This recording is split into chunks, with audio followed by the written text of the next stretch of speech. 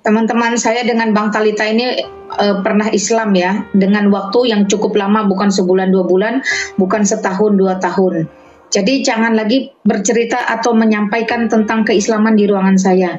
Bertanya saja tentang keselamatan di dalam Yesus Kristus ya. Karena kalau di dalam akidah lama kami ada keselamatan, ada jaminan, ada kepastian, ada harapan. Kami tidak perlu repot-repot keluar dari sana teman-teman. Karena pada saat kami hijrah keluar dari gelap, masuk dalam terang Kristus, itu banyak yang kami pertaruhkan. Banyak yang harus kami bayar. Bukan dalam bentuk rupiah, tapi dalam bentuk kengerian, ketakutan, air mata, lelah, emosional, ya banyak, bahkan mungkin ada dinas yang terganggu, banyak banget. Tapi puji Tuhan, haleluya, semua sudah berlalu. Maka bertanya saja tentang keimanan kami yang sekarang. Monggo, silakan. Selamat malam, Andi. Oke, Kak. Shalom dari Kristen Malaysia ya, Kak. Ya, silakan. Apa yang mau disampaikan, Bro? Oke. Gini, Kak. Kakak nih mantan Islam kan? Boleh aku tanya? Apa yang membuatkan kakak nih masuk Kristen? Ya, karena di dalam Islam itu tidak ada damai sejahtera, tidak ada sukacita, tidak ada kasih, ya, dan tidak ada pengharapan. Semuanya serba walah-walam, insya Allah. Semuanya serba sibuk mencari ridho Allah, ya, seperti itu. Tetapi di dalam Kristus semua sudah diselesaikan di atas kayu salib, ya. Kristus menganugerahkan hidup kekal bagi setiap orang yang percaya kepadanya. Perkara kita bersedekah, perkara kita melakukan ritual ibadah, perkara kita melakukan amal soleh, itu hanya sebatas ungkapan syukur terima kasih. Jadi bukan karena kita merasa bangga bisa menyelesaikan dosa, membayar utang dosa. Setiap kita ini berutang kepada Allah karena dosa yang dilakukan oleh diri kita sendiri dan oleh Adam yang mewariskan kepada kita. Semua utang dosa tidak bisa kita selesaikan selain Allah, sang pemilik kehidupan itu yang berbelas kasihan. Nah, konsep ini tidak saya dapati. Karena itu di akidah lama saya, benar-benar hidup itu tidak ada pengharapan. Setengah mati hidup di dunia, setiap hari hanya mencari siratal mustaqim, jalan yang lurus dan benar, tanpa pernah tahu berakhir berujung seperti apa. Bahkan dulu di dalam Quran saya pun bahkan diperkatakan dulu, lah Muhammad sendiri aja tidak ada di dalam surga, orang tuanya ada di dalam neraka. Lalu apa yang mau dikejar, apa yang mau dipercayai? Tidak ada. Jadi mohon maaf, makanya saya dengan Bang Talita mohon maaf, sudah beres, sudah tuntas untuk masa lalu itu. Sekali lagi, di akidah lama saya tidak ada kasih, tidak ada sukacita, tidak ada damai sejahtera, tidak ada pengharapan, dan tidak ada keselamatan. Dan yang lebih menghinakan saya waktu itu, wanita itu, perempuan diperkatakan, dipastikan sebagai penghuni neraka sepertiga jumlahnya. Luar biasa bukan? Jadi untuk apa saya setengah mati jungkir balik nunggang-nungging setiap hari, kalaupun ujungnya harus berakhir di neraka? Tidak ada kepastian surga, tapi kepastian neraka pasti sepertiga penghuninya adalah wanita. Dan itu mengerikan.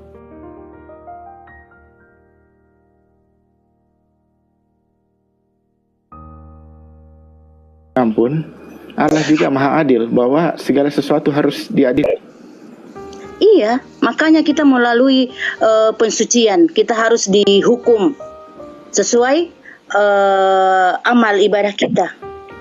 Kita tidak serta-merta langsung masuk surga setelah kita bertobat. Kita harus dibersihkan dulu, baru kita menuju surga. Saya lanjut. Artinya, ibu menerima akibat bahwa ibu harus bertanggung jawab atas dosa dan potensi melakukan dosa karena tidak ingin atau tidak melakukan kesalahan sehingga akhirnya harus ikut menanggung dosa itu, betul? Ini ngomong apa sih? Gimana Bang? Betul Ibu? Betul? Gimana Bang? Betul kan suara Ibu Lina? Jelas mendem, Grace. Ya, suara. Betul Ibu Lina, betul? Ya, nanti itu jelas. Gimana Bang? Ini nggak jelas suaranya. Jadi gini, makanya gini. Kalau bertanya dan dialog interaktif, jadinya diskusi nanti akan debat akhirnya. Iya, saya ini dulu ya. Ruangan saya bukan ruang untuk diskusi agama atau debat agama. Ruangan saya adalah ruang pekabaran Injil. Saya akan setting ruangan dari awal. Saya tidak membutuhkan debat atau diskusi. Saya hanya membutuhkan pekabaran Injil. Teman-teman di luar kekristenan hanya punya hak bertanya. Tidak perlu bernarasi. Saya mantan Islam, saya tidak membutuhkan lagi cerita-cerita tentang keislaman. Ya, bagi saya keislaman sudah selesai, sudah berlalu, tidak perlu dibahas di ruangan saya. Silakan bertanya tentang kekristenan supaya kamu mengetahui bahwa satu-satunya jalan ke surga itu di dalam Yesus Kristus, bukan di tempat yang lain. Mohon maaf teman-teman, saya clear area karena ruangan saya bukan untuk itu. Makanya saya gini loh, makanya saya katakan contoh Ibu Fitri harus mikir ya. Kalau misalkan saya pakai narasi Quran, kalau seandainya saya Adam tidak memakan buah itu melanggar perintah Tuhan kata Anda tadi, saya kan harusnya lahir di surga dong, kan begitu. Nah itulah yang dimaksud dengan dosa asal gitu loh. Nah kalau Anda bisa pahami itu, kenapa kita manusia ini anak-anak Adam harus dilahirkan di bumi? Sementara katanya Adam di sorga, harusnya kan kita di sorga dong. Nah itulah yang dimaksud Mbak Lina tadi dengan dosa asal, gitu loh. Makanya saya contohkan tadi, apa salahnya cicak zaman now? Kenapa dia harus dipukul, dengan sekali pukul mendapatkan 70 pahala? Itu loh. Jadi kalau Anda bilang Anda tidak mengenal dosa asal, saya bilang Anda tidak paham dengan agama Anda. Mungkin Anda belum membaca hadis tentang membunuh cicak sekali pukul loh Bu. Ya. Jadi makanya ayo jujur berpikir agar kita bisa paham. Silakan. Ya, silakan bertanya aja teman-teman, nanti saya bantu jawab. Silakan.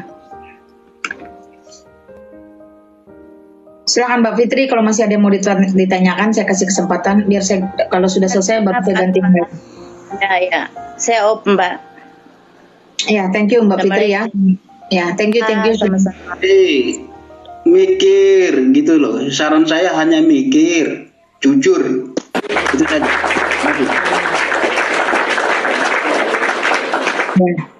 Teman-teman saya dengan Bang Talita ini pernah Islam ya, dengan waktu yang cukup lama, bukan sebulan 2 bulan, bukan setahun 2 tahun. Jadi jangan lagi bercerita atau menyampaikan tentang keislaman di ruangan saya. Bertanya saja tentang keselamatan di dalam Yesus Kristus ya. Karena kalau di dalam akidah lama kami ada keselamatan, ada jaminan, ada kepastian, ada harapan. Kami tidak perlu repot-repot keluar dari sana teman-teman. Karena pada saat kami hijrah keluar dari gelap masuk dalam terang Kristus, itu banyak yang kami pertaruhkan. Banyak yang harus kami bayar. Bukan dalam bentuk rupiah, tapi dalam bentuk kengerian, ketakutan, air mata, lelah, emosional, ya banyak, bahkan mungkin ada dinas yang terganggu, banyak banget. Tapi puji Tuhan, haleluya, semua sudah berlalu. Maka bertanya saja tentang keimanan kami yang sekarang. Monggo, silakan. Selamat malam, Indi. Oke Kak, Shalom dari Kristen Malaysia ya Kak. Ya silakan. Apa yang mau disampaikan Bro? Oke. Gini Kak. Kakak nih mantan Islam kan, boleh aku tanya? Apa yang membuatkan kakak nih masuk Kristen Ya, karena di dalam Islam itu tidak ada damai sejahtera, tidak ada sukacita, tidak ada kasih, ya, dan tidak ada pengharapan. Semuanya serba walah-walam, insya Allah. Semuanya serba sibuk mencari ridho Allah, ya, seperti itu. Tetapi di dalam Kristus semua sudah diselesaikan di atas kayu salib, ya. Kristus menganugerahkan hidup kekal bagi setiap orang yang percaya kepadanya. Perkara kita bersedekah, perkara kita melakukan ritual ibadah, perkara kita melakukan amal soleh, itu hanya sebatas ungkapan syukur terima kasih. Jadi bukan karena kita merasa bangga bisa menyelesaikan dosa, membayar utang dosa. Setiap kita ini berutang kepada Allah karena dosa yang dilakukan oleh diri kita sendiri dan oleh Adam yang mewariskan kepada kita. Semua utang dosa tidak bisa kita selesaikan selain Allah, sang pemilik kehidupan itu yang berbelas kasihan. Nah, konsep ini tidak saya dapati. Karena itu di akidah lama saya, benar-benar hidup itu tidak ada pengharapan. Setengah mati hidup di dunia, setiap hari hanya mencari siratal mustaqim, jalan yang lurus dan benar, tanpa pernah tahu berakhir berujung seperti apa. Bahkan dulu di dalam Quran saya pun bahkan diperkatakan dulu, lah Muhammad sendiri aja tidak ada di dalam surga, orang tuanya ada di dalam neraka. Lalu apa yang mau dikejar, apa yang mau dipercayai? Tidak ada. Jadi mohon maaf, makanya saya dengan Bang Talita mohon maaf, sudah beres, sudah tuntas untuk masa lalu itu. Sekali lagi, di akidah lama saya tidak ada kasih, tidak ada sukacita, tidak ada damai sejahtera, tidak ada pengharapan, dan tidak ada keselamatan.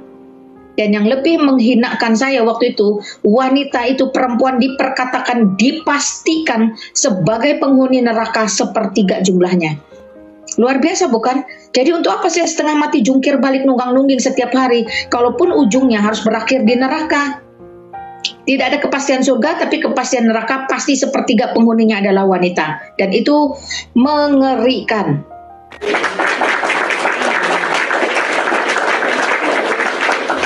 Ya, silakan bro, ada lagi? Sudah tiada, oke, terima kasih. Ya, thank you bro sudah masuk ke ruangan saya dan bertanya. Salam buat saudara-saudara yang ada di Malaysia. Kami ke Malaysia, kabarkan Saya naikin satu-satu teman-teman ya, urut dari atas. Silakan kalian mau bertanya sama saya atau sama Talitakum. Kami ada 2 narasumber, satu laki-laki, satu perempuan, sama-sama murtadin. Silakan yang bertanya langsung tunjuk saja. Saya mau bertanya dengan Talita, saya mau bertanya dengan Lina. Beres. Seperti itu ya. Mau bertanya Bu Lina. Ya, silakan. Sudah hafal berapa surat kamu Injilnya? Oh, Injil? Maksudnya Injil? Ya, kamu itu apa namanya? Bible kamu sudah kau hafal semua apa belum? Oh, dalam kekristenan itu hebatnya. Alkitab tidak perlu dihafal. Oh. Alkitab, ya, perhatikan jawaban saya, jangan potong. Kalau enggak saya turunkan. Alkitab tidak untuk dihafal. Alkitab untuk dibaca, direnungkan, dipahami, digali, dikaji, dianalisa, kemudian kamu imani. Setelah kamu imani, kamu harus aplikasi. Itu berbeda. Karena dalam penelitian, ya, IQ 70-80 itu tertinggi dimiliki oleh hewan gorila. Nah, kemampuan tertinggi hewan dengan IQ 70-80 itu adalah menghafal. Kemampuan terendah manusia itu menghafal dengan IQ 70-80. Pertanyaan saya sekarang, kamu mau masuk kategori mana? Hewan atau manusia dengan bangga bisa menghafal? Itu sebab di dalam kekristenan kita tidak disuruh menghafal. Kalau di Islam itu walaupun tulisannya Arab, tapi bahasanya Arab bisa dihafal, berarti orangnya pinter-pinter. Kalau lu cuman bahasa Indonesia gak bisa ngapal, berarti otaknya gak pinter. Tidak penting. Saya sudah tadi katakan, binatang kemampuan tertingginya menghafal. Caca, lelai, Cak, kan? Sini. Cak, saya punya anjing loh, namanya Cynthia, Caca. Dia cerdas karena dia jago menghafal. Apakah saya sama dengan binatang? Apakah kamu sama dengan gorila? Bangga menghafal. Padahal itu adalah kemampuan terendah manusia. Kemampuan tertinggi manusia itu analisa aplikasi, bukan menghafal. Ya, sangat disayangkan kalau apalagi menghafal tanpa tahu artinya. Menghafal saja tapi tidak tahu artinya. Ada di YouTube itu beredar satu video, ya. Orang Arab itu sedang mengiklankan properti, tapi orang Indonesia yang bangga dengan bahasa Arab sekedar menghafal, berdiri di sampingnya menadahkan tangan, amin, amin, amin, amin, diketawain. Orang Arab itu lagi jualan properti kok. Nah, itulah kita betapa bodohnya kita kalau kita bangga dengan menghafal. Seolah-olah satu bahasa itu merupakan semuanya berkaitan dengan Tuhan, dengan Allah. Tidak. Sama seperti tadi di ruangan Agatha. Jelas-jelas itu Alkitab dalam bahasa Arab. Nah, perempuan itu ngamuk. Kenapa ada Alkitab dalam bahasa Arab? Itu kan gedabrus namanya.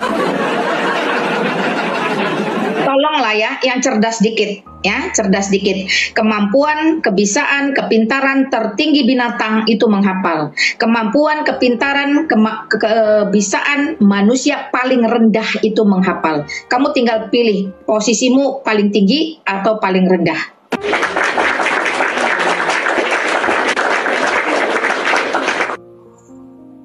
Lagian kalau mau bicara dihafalkan supaya tidak diubah-ubah itu omong kosong, ya. Orang itu di Kairo tahun 1924 Al-Quran itu direvisi, dirubah besar-besaran teman-teman. Orang-orang Islam cendekiawan dari berbagai negara berkumpul di Kairo membawa Al-Qurannya masing-masing dengan bahasa yang akhirnya diteliti. Kok di sana beda, di sini beda. Akhirnya mereka berembuk membuat koalisi, muncul Al-Quran. Hari ini pun itu udah direvisi lagi. Makanya teman-teman, melek sejarah, belajar sejarah, jangan mau dibodoh-bodohi hanya karena bangga dengan menghafal. Sekali lagi, kemampuan tertinggi binatang itu menghafal, kemampuan terendah manusia itu menghafal. Tinggal pilih, kamu mau tertinggi atau terendah. Sekali lagi saya ingatkan. Nah, selamat malam Joseph. Iya, selamat malam Kak Tat. Selamat malam. Shalom. Ya, salve. Ya, ini Joseph juga seorang murtadin teman-teman, jangan salah, dia memilih Katolik. Ya, saya Reform dan Bang Talita ini Kristen Protestan. Nah, demikian. Selamat malam Lapo-Lapo. Malam. Ini formasi lengkap dari para murtadin. Silahkan apa yang ingin Anda tanyakan tentang iman kekristenan. Bahwa Yesus Kristus adalah satu-satunya jalan ke surga. Monggo. Mau nanya, pada saat Yesus disalib, apakah Kristen sudah ada? Silahkan siapa yang mau jawab teman-teman. Ya, jadi kalau Anda bertanya itu, silahkan baca Kisah Para Rasul ya. Kisah Para Rasul 12 kalau 13 itu. Di Antioquia lah, yang bunyinya begini kira-kira ya. Di Antioquia lah orang-orang itu disebut Kristen. Ya, itu ya. Jadi ayatnya di situ Anda baca secara lengkap. Nanti kalau sudah Anda baca, tanyakan, naik ke sini lagi tanyakan ya. Antioquia itu di mana ya Mas ya? Antioquia. Maksud saya ya. Antioquia itu di mana ya? Sekarang itu di mana? Caca. Ada Caca tuh di tempat tidur ngintip. Caca. Lay. Kok tuh, bisa ada dibaca apa literaturnya atau di mana? Antioquia itu di mana ya Mas ya? Jadi makanya saya katakan Anda baca dulu, dibaca dulu, turun dulu dibaca ya yang kata saya tadi ya. Saya sudah baca di Antioquia. Kalau nggak salah 12 atau 13 itu. Ya, cuma saya penasaran Antioquia itu di mana? Makanya cari. Apakah di Israel ataukah di luar Israel? Islam. Anda Islam atau bukan? Islam. Nah, kalau Islam itu di tempat Anda juga ada, di Antakya namanya. Antakya itu setahu saya Turki, itu sama ya? Tulisannya beda atau sama? Makanya cari dulu. Cari tahu dengan jarimu, dang dong dong. Oh, di Turki ya, berarti ya. Aku tambahin dikit ya. Aku lengkapi dikit ya Bang Talita. Ya gini, pertanyaannya kan apakah orang Kristen sudah ada pada saat Yesus disalibkan? Kita harus tahu dulu apa itu Kristen. Kristen itu artinya pengikut Kristus. Pengikut Kristus loh, pengikut Yesus Kristus. Loh, terus siapa yang disebut pengikut Yesus Kristus? Loh, ketika Yesus mengutus 12 murid dan ke 70 murid, emang mereka mengikut siapa? Mengikut Yesus. Mengikut siapa lagi? Apakah mereka mengikuti orang buta? Kan bukan. Yang mereka ikuti adalah Yesus Kristus, Allah yang hidup. Nah, ketika Yesus Kristus itu berkata, contohnya di dalam Lukas, ya, ayat yang ke-9, Lukas pasal 9, ayat yang ke-57 misalkan, itu ketika ada seseorang yang berkata kepadanya, aku akan mengikut engkau. Nah, itu artinya memang sudah ada pengikut-pengikut Yesus. Makanya orang Kristen itu disebut sebagai pengikut Yesus Kristus. Ketika Yesus disalib ada orang Kristen. Bahkan memang pada dasarnya kalau merujuk kepada istilah itu baru muncul ketika jemaat di Antioquia seperti yang dikatakan Bang Talita. Tetapi dari etimologinya, orang yang mengikuti Yesus bahkan ke-12 murid dan 70 murid itu juga disebut orang Kristen. Masa iya Rasul Petrus, Rasul siapa lagi? Matius gitu, Yohanes. Memangnya mereka bukan orang Kristen ya? Mereka orang Kristen kok, mereka mengikuti Yesus Kristus kok, gitu. Jadinya kalau disebut orang Kristen ya iya, tetapi memang pada saat zaman Yesus hidup, ya, memang pada saat itu belum ada istilah Kristen. Perhatikan, orang disebut Kristen karena berdasarkan olok-olokannya bangsa Yahudi pada saat itu. Itu, tetapi intinya Kristen itu sebagai pengikut Yesus Kristus. Gitu Mas Lapu-Lapu.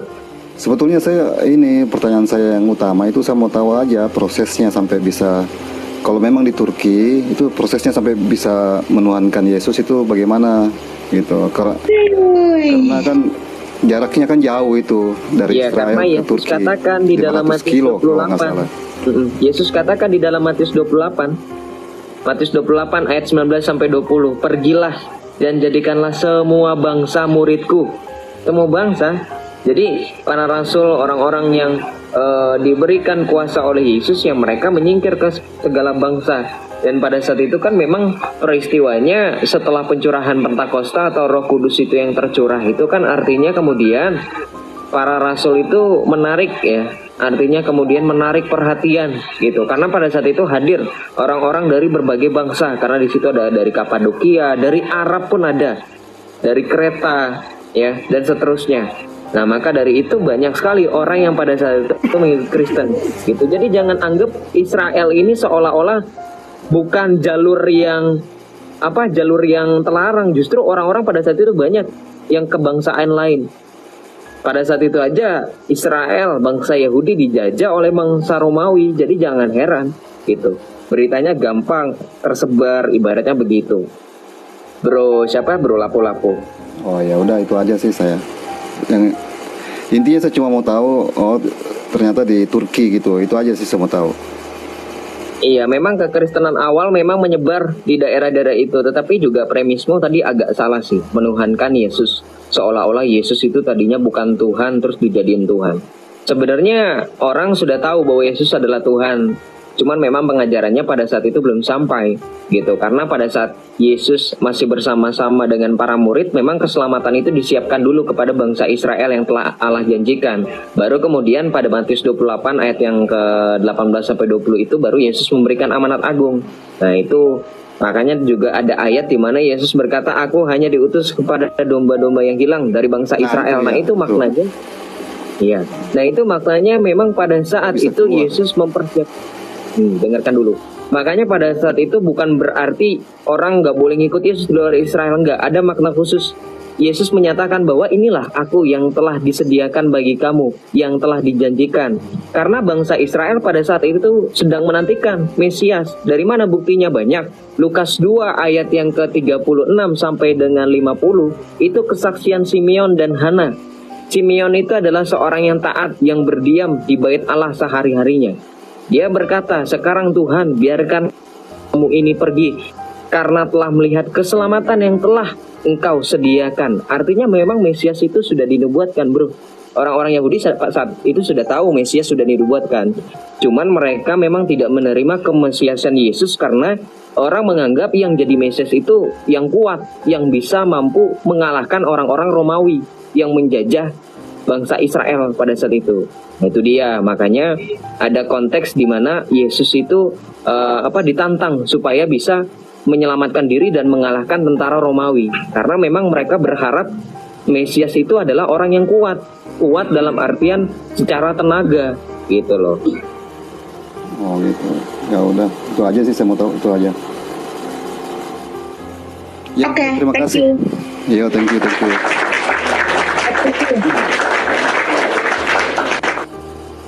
Ya, jadi Antioquia itu di daerah Turki, teman-teman ya. Dan jangan heran kenapa jangan heran kenapa kekristenan sampai di sana. Karena Paulus itu yang membawa Injil sampai ke tanah Arab Timur Tengah ya, luar biasa untuk seorang Paulus. Dia adalah rasul besar terakhir. Tidak ada rasul lain setelah Paulus. Yesus Kristus nabi terakhir, tidak ada nabi setelah Yesus Kristus, kecuali sesuai nubuatan Alkitab yang muncul itu adalah rasul palsu, nabi palsu dengan ciri-ciri yang sudah disampaikan di dalam Alkitab. Nah, thank you teman-teman.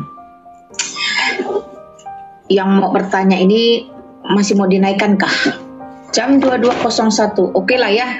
Saya malam ini kasih sampai 24.00. Silakan Murdani, selamat malam. Ya, Murdani silakan, selamat malam. Halo Murdani, silakan, selamat malam. Sudah tidur ya Murdani ya? Ada suaranya nggak Bang Talita? Nggak ada, Mak. Murdani, kamu masih mau ngomong atau enggak? Saya turunin kalau enggak. Oh, ini Master, baik lagi Master. Ada yang ketinggalan. Sendalnya ketinggalan nggak, Ring? Ya, silakan Master. Tapi ini ya. Selamat malam, Mama Lina ya. Ya, silakan Bro. Ya, cuman satu pertanyaan. Apakah Yesus apakah Bunda Maria menyusui Yesus? Itu aja. Iyalah, orang dia manusia, melahirkan anaknya ya pasti disusui lah. Oh iya, oke. Makasih, cuman itu aja. Iya. Makasih. Karena memang kodrat manusia Yesus Kristus tidak bisa tidak.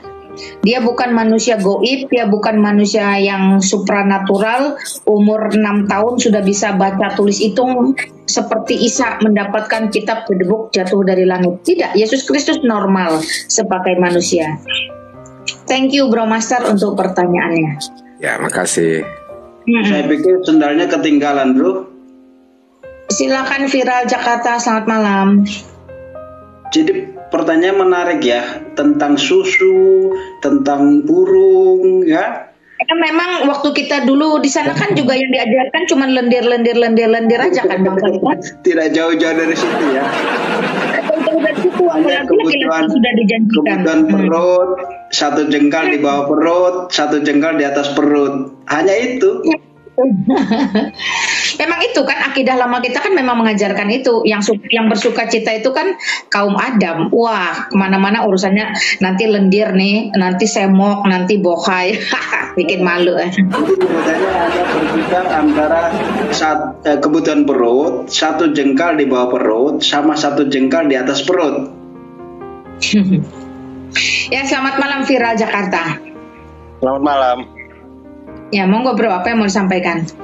Kalau ini kan pemahaman secara Katolik, itu kan Bunda Maria itu kan Bunda Yesus. Itu kan dia lahir karena Roh Kudus, bukannya bukan lahir seperti manusia gitu loh. Artinya kalau di Katolik itu bahwa Bunda Maria itu bukan untuk disembah tapi dihormatin secara Katolik gitu loh. Jadi ibaratnya kalau kita bisa menghormati Bunda Maria, berarti kita bisa menghormati wanita seperti ibu kita yang melahirkan kita gitu loh. Pintar, cakep. Ya. Cuma itu aja, oke. Ya, puji Tuhan ya. Ini betul ya teman-teman, belajar menghormati wanita. Tapi dulu di akidah lama saya wanita tidak dihormati, bahkan begitu hina dan rendah. Pertama dikatakan otaknya separuh, akalnya separuh, kesaksiannya tidak dianggap. Yang kedua dipastikan menjadi penghuni neraka sepertiga. Mau dia bagaimanapun pekerjaan perbuatannya, tidak ada jaminan masuk surga, tapi pasti masuk neraka. Terus diperkatakan seperti ladang yang hanya perlu dicocok tanami. Jadi kalau ladang itu unsur haranya habis, maka suaminya berhak mencari ladang baru. Yang keempat diperkatakan seperti kuda yang harus siap ditunggangi. Jadi kalau kuda ini tidak siap karena kakinya pincang, maka suaminya berhak mencari kuda baru. Ya, belum lagi dipoligami, belum lagi surganya bergantung pada suami, gak punya kebebasan. Penjajahan psikis ini dilakukan di dalam kehidupan saya selama saya menjadi muslimah. Itu yang mendorong saya menuntut kepada Allah yang benar. Hai Allah, jikalau engkau ada benar-benar, dan jikalau engkau Allah yang adil, tunjukkan kepadaku siapa sebenarnya engkau Allah. Nah, ternyata yaitu tadi Yesus Kristus itulah adalah Allah itu sendiri, ya. Yesus Kristus itulah Tuhan itu sendiri. Tidak ada Allah lain, tidak ada Tuhan lain. Karena sejatinya di dalam kekristenan, di dalam Kristus, wanita sama berharganya dengan laki-laki. Surga wanita tidak bergantung dengan laki-laki. Surga setiap orang bergantung kepada dirinya sendiri, bagaimana dia dengan hubungannya dengan Allah. Banyak hal, ya. Bahkan di Kejadian tadi dikatakan diciptakanlah mereka laki-laki dan perempuan untuk berkuasa di bumi. Jadi sama-sama memiliki otoritas untuk mengatur, untuk berkreasi, punya daya cipta. Nah, itu wanita di dalam kekristenan tidak direndahkan, tidak dihinakan. Itu sebab Bunda Maria menjadi satu pelambang bahwa wanita itu berkenan di hadapan Allah. Wanita bisa dipakai untuk menghadirkan bayi kudus, wanita soleh, ya, wanita terhormat. Artinya wanita di hadapan Allah itu sangat-sangat bernilai. Human value di dalam kekristenan sebagai wanita itu dijunjung tinggi. Tetapi di akidah lama saya, wanita begitu rendah. Itu sebab banyak sekali KDRT di dalam akidah lama. Kalau kamu nongkrong di pengadilan agama dengan di pengadilan negeri, dalam satu hari saja, pengadilan agama bisa keluarkan lebih dari 3 surat cerai. Tetapi pengadilan negeri 1 minggu pun belum tentu keluar 1 surat cerai. Betapa hina rendahnya. Nah, itu akidah lama saya. Bersyukur saya di dalam kekristenan, saya melihat sosok Bunda Maria, dan saya juga belajar akhirnya bagaimana Bunda Maria memiliki banyak nilai-nilai luhur. Pertama, ketika dia sebagai anak dara yang range usianya mungkin 15, 16, 17 dipilih untuk mengandung bayi kudus tanpa, ya, terus terang waktu itu dia belum ada pertunangan dengan Yusuf yang resmi, ya, sampai pernikahan, bukan pertunangan, pernikahan.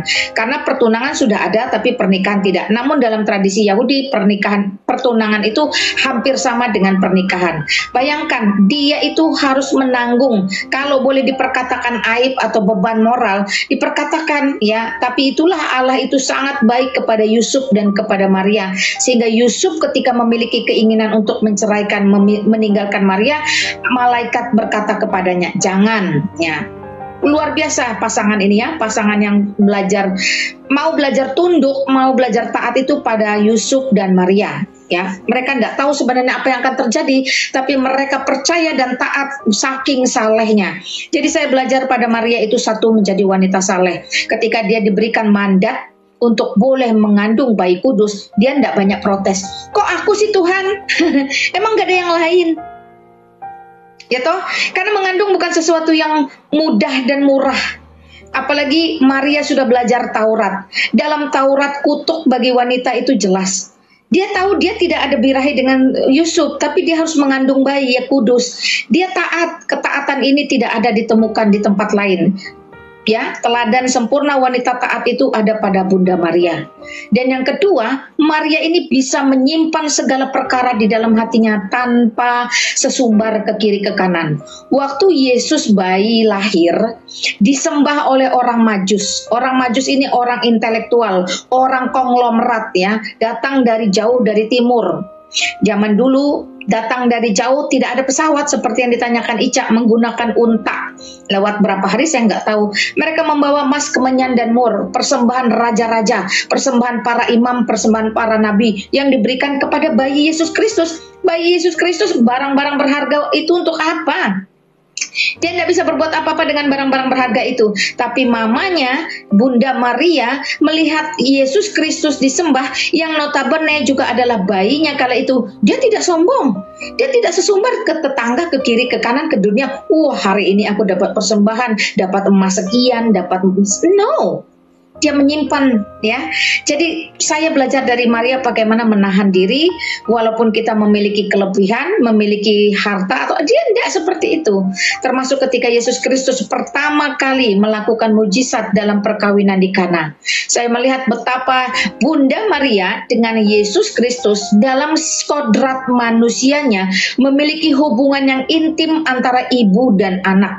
Bayangkan ibunya, mamanya ini ngomong, ya, itu mereka kehabisan anggur. betapa Yesus Kristus ya sebagai kodrat manusianya sangat menghormati mamanya. Kalau tidak ada satu hubungan yang baik, yang harmonis antara mama dengan anak, rasa-rasanya itu sulit. Kenapa? Karena waktunya Yesus untuk berkarya itu belum tiba. Tetapi perhatikan imannya Maria, dia tahu persis bahwa Yesus Kristus sebagai kodrat manusia, oke, itu adalah anak yang dilahirkan. Tetapi kodrat ilahinya melekat utuh, tidak pernah hilang.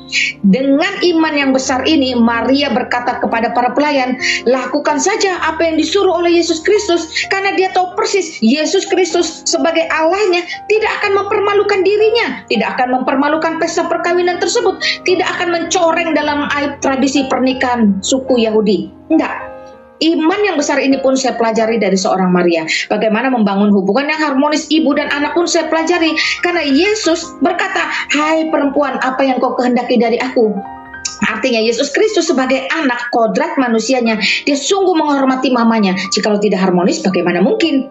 Maka Yesus Kristus pun langsung melakukan, padahal Yesus Kristus tahu persis waktunya belum tiba.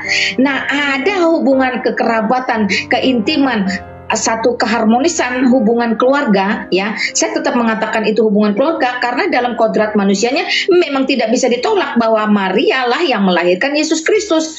Jadi banyak sekali nilai-nilai yang ditanamkan oleh seorang Bunda Maria, perawan kudus, ya, yang sangat dihormati, wanita saleh di zamannya. Dan nilai-nilai inilah yang ingin Tuhan sampaikan dalam kekristenan, bahwa wanita itu berharga, tidak direndahkan, tidak diperkatakan hanya sebagai ladang lah, hanya sebagai kuda lah, hanya sebagai ini, no. Nah, luar biasa bukan teman-teman? Itulah wanita brilian, harus pilih Yesus Kristus. Tambahkan sedikit Malina. Ya, silakan. Karena saya juga termasuk orang yang pecinta perempuan ya. Jadi bukan pecinta laki-laki. Si Joseph udah jadi Anda baca, silakan Anda baca di Kejadian 2:18 ya. Jadi Tuhan di situ mengatakan bahwa tidak baik kalau Adam itu sendirian saja, maka dijadikanlah penolong yang sepadan dengannya. Ya, kurang lebih narasinya begitu. Jadi perempuan itu dijadikan penolong bagi laki-laki. Betul, penolong. Ya, betul. Tetapi bukan. Betul, ya. Nah, bahkan nanti di Kejadian 3:15 ya, yang sang Goel, sang penebus yang dijanjikan itu adalah keturunan perempuan, bukan keturunan Adam. Ya, kalau Anda baca secara lengkap di situ dikatakan keturunan perempuan ini akan meremukkan kepalamu kepada iblis itu. Jadi yang jadi Goel, yang jadi penolong itu adalah keturunan perempuan. Itulah yang digenapi oleh Bunda Maria tadi, Malina cerita panjang lebar tadi kan. Jadi perempuan itu memang mulia ya.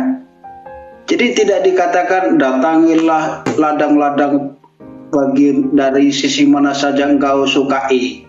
Ya, nggak begitu ya. Jadi saya sudah bacakan kepada Anda kurang lebih ada 2 ayat itu tentang awal ya, dikatakan bahwa di situ adalah perempuan itu adalah penolong bagi laki-laki, dan bahkan dikatakan bahwa juru selamat itu yang dijanjikan itu adalah keturunan perempuan. Silakan.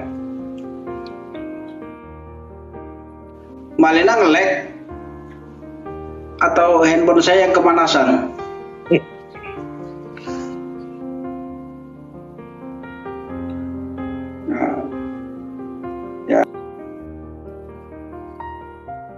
Ya, viral Jakarta video silakan. Kayaknya Malina mungkin waktunya sudah ini kali ya, sudah. Jadi timernya sudah jalan itu. Menurut saya sih gini loh, bolehlah kita mengabarkan sebuah Injil ya kan, tetapi jangan dibawa-bawa yang zaman dulu dia gitu loh. Artinya kita mengabarkan Injil itu harusnya searah, jadi jangan menjelekin yang sudah terdahulu dulu gitu loh. Nggak ada yang jelekin kok. Kan dari aku dengar itu kan ada masalah agama lama kan harusnya kan nggak ibaratnya beritakan Injil aja, tapi jangan ngebahas ke agama yang lama-lama itu gitu loh. Iya, kita tidak membahas Pak sebetulnya.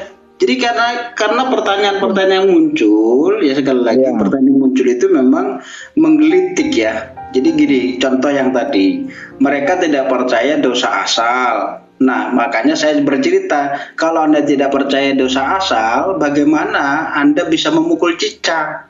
Sementara cicak yang Anda pukul, itu apa salahnya cicak itu? Gitu loh. Iya, betul. Ya kan? Saya tidak menjelek-jelekkan. Iya. Sama sekali tidak menjelekkan, tetapi saya tahu ya, karena memang ada orang percaya seperti itu. Nah, cicak yang salah itu kan cicak zamannya yang diserupakan Abraham itu, yang dikatakan ikut meniup api itu. Jadi bayangkan bagaimana seekor cicak atau seekor bunglon atau seekor kadal lah begitu bisa meniup api.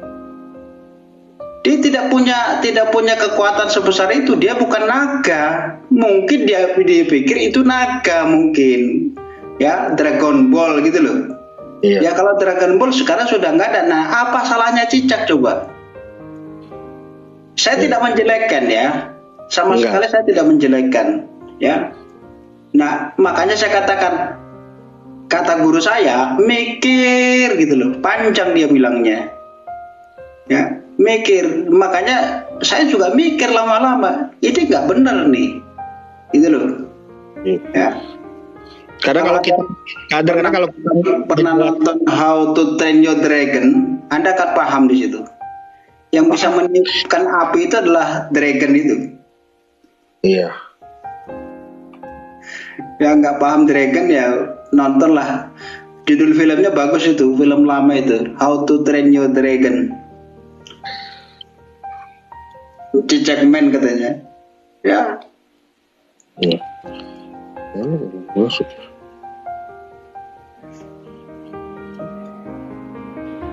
Ya, Malina kayaknya mungkin internet ya. Internetnya kayaknya. Iya. Atau lagi bikin kopi.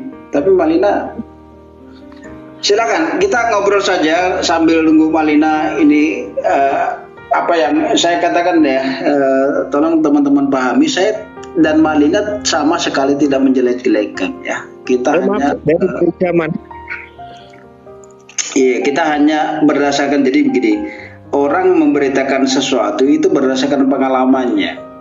Iya, betul. Ya, jadi kalau tidak berdasarkan pengalamannya, nanti dia akan ngarang itu. Ketahuan kok kalau ngarang itu. Banyak kok orang di luar sana kan, banyak orang yang belum mengerti kenapa ada Bunda Maria, kenapa harus melalui Santo Petrus, kenapa harus ada dosa asal. Banyak orang nggak mengenal itu. Asal mereka itu hanya tahu dari kecil-kecil aja gitu loh.